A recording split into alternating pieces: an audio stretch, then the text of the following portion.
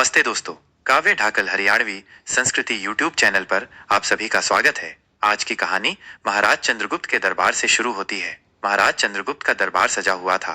सभी सभासद अपनी अपनी जगह पर विराजमान थे और महामंत्री चाणक्य दरबार की कार्यवाही कर रहे थे।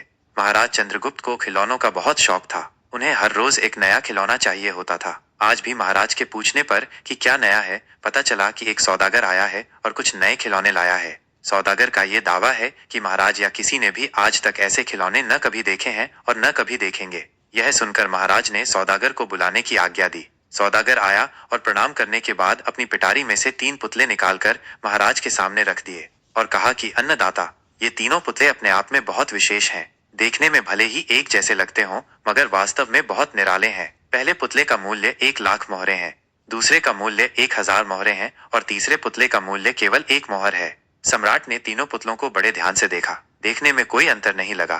फिर मूल्य में इतना अंतर क्यों?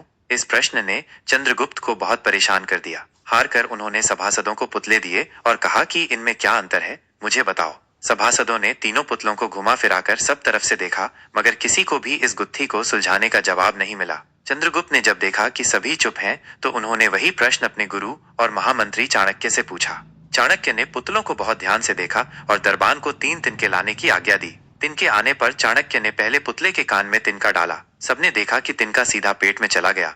थोड़ी देर बाद पुतले के होंठ हिले और फिर बंद हो गए। अब चाणक्य ने अगला तिनका दूसरे पुतले के कान में डाला। इस बार सबने देखा कि तिनका दूसरे कान से बाहर आ गया और पुतला ज्यों का त्यों रहा। यह देखकर सभी की उत्सुकता बढ़ती जा रही थी कि आगे क्या होगा। अब चाणक्य ने तिनका तीसरे पुतले के कान में डाला। सबने देखा कि तिनका पुतले के मुंह से बाहर आ गया है और पुतले का मुंह एकदम खुल गया। पुतला बराबर हिल रहा है, जैसे कुछ कहना चाहता हो। चंद्रगुप्त के पूछने पर कि यह सब क्या है और इन पुतलों का मूल्य अलग अलग क्यों है, चाणक्य ने उत्तर दिया, राजन, चरित्रवान सदा सुनी सुनाई बातों को अपने तक ही रखते हैं और उनकी पुष्टि करने के बाद ही अपना मुंह खोलते हैं। यही उनकी महानता है। पहले पुतले से हमें यही ज्ञान मिलता है और यही कारण है कि इस पुतले का मूल्य 1,00,000 मोहरे हैं। कुछ लोग सदा अपने में ही मग्न रहते हैं, हर बात को अनसुना कर देते हैं। उन्हें अपनी वाह वाह की कोई इच्छा नहीं होती। ऐसे लोग कभी किसी को हानि नहीं पहुंचाते। दूसरे पुतले से हमें यही ज्ञान मिलता है और यही कारण है कि इस पुतले का मूल्य 1,000 मोहरे हैं। कुछ लोग कान के कच्चे और पेट के हल्के होते हैं। कोई भी बात सुनी नहीं कि सारी दुनिया में शोर मचा दिया। इन्हें झूठ सच का कोई ज्ञान नहीं, बस मुंह खोलने से मतलब है। यही कारण है कि इस पुतले का मूल्य केवल 1 मोहर है।